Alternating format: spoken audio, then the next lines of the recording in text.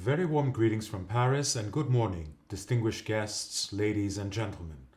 My name is Alexander Fessas, and I'm the Secretary General of the ICC International Court of Arbitration and Director of ICC Dispute Resolution Services. Unfortunately, I cannot join you in Colombo on this occasion. I am nevertheless very pleased for the opportunity to address you today, albeit only virtually. I would like to start with two keywords that befit today's occasion. These keywords are growth and progress. I choose to use the words growth and progress as they represent ICC and Sri Lanka in the present and in the future. In the past 2 years, Sri Lanka has made impressive economic growth following a period of economic crisis, as reported by the World Bank and the International Monetary Fund. A commendable 5% economic growth has paved the way for sustainable economic recovery for the country. Such growth is also a testament to the collaborative efforts by the private and public sectors in Sri Lanka. Since its inception in 1919, ICC continues to pursue its mission of purpose and vision of continuity. We make business work for everyone, every day, everywhere, by promoting open international trade and investment to drive lasting peace and prosperity. And at the heart of such mission and vision, the ICC International Court of Arbitration plays a crucial role. Marking its own centenary in 2023, the ICC Court is steadfast in its work in pioneering dispute prevention and resolution, as well as promoting access to justice and the rule of law. In terms of progress, it is worth noting that Sri Lanka is expected to maintain its economic growth in the near future through activities in economic sectors such as tourism, agriculture, exports, infrastructure, apparel industry, and knowledge services. We at ICC and the ICC Court also keep progress at the forefront of our work, in business just generally and in legal services specifically. Unique to ICC's global business outreach is the presence of our national committees in practically all corners of the world.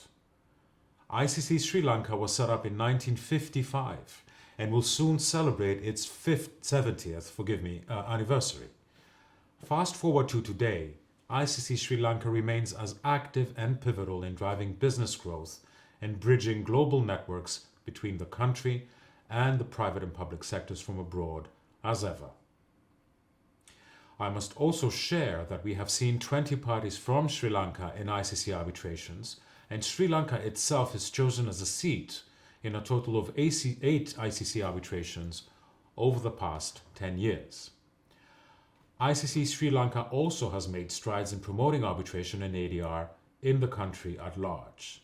In fact, just recently, ICC Sri Lanka established the ICC Sri Lanka Arbitration and Mediation Hearing Center in Colombo, and we hope this will encourage more parties to opt for ICC arbitration, but also for that center to provide a professional venue for any arbitration or ADR hearing and an excellent service that only ICC and its network can provide. I would be remiss to not mention and acknowledge our colleagues from within the ICC Court and ICC Sri Lanka who have been instrumental, not just in promoting the work of ICC in the country, but also in making today's conference possible. Mr. Shanil Fernando helms ICC Sri Lanka as its chairman, Mr. Dinal Phillips is a member of the ICC Court for Sri Lanka, and Mr. Hara Wijanatne is our ICC Young Arbitration and ADM Forum regional representative for Sri Lanka. To all of them, I extend our gratitude and thanks. I would like to share some key updates pertaining to the ICC Court and our own dispute resolution service offerings for your benefit. Back in 2022, we launched ICC Case Connect, a digital case management platform used for all ICC arbitration cases.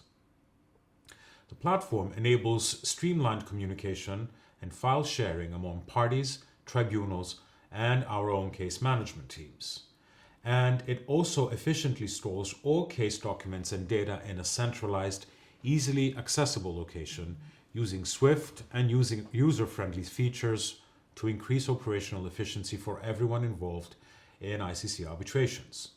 And since then, we have made further progress to enhance and modernize our online management capabilities with the launch of next generation platform enhancements, which became fully operational since April this year. 2024 was also the year where we opened the doors of the brand new ICC Hearing Center in Paris. Our own hearing center is equipped with state-of-the-art facilities and is accessible to the members of the global disputes community, regardless of the institutional settings of their arbitration and ADR hearing needs. We are also thrilled to note that our annual statistics in 2024 demonstrate how ICC arbitration and ADR remain preferred dispute resolution methods globally across economic sectors, attracting high-value, high-impact disputes as well as lower-value disputes. My colleague Tejas Shahan, who's our Director for Arbitration and ADR in South Asia, is joining you in person today, and he's set to present the value propositions of ICC dispute resolution services and some of our key figures from 2024.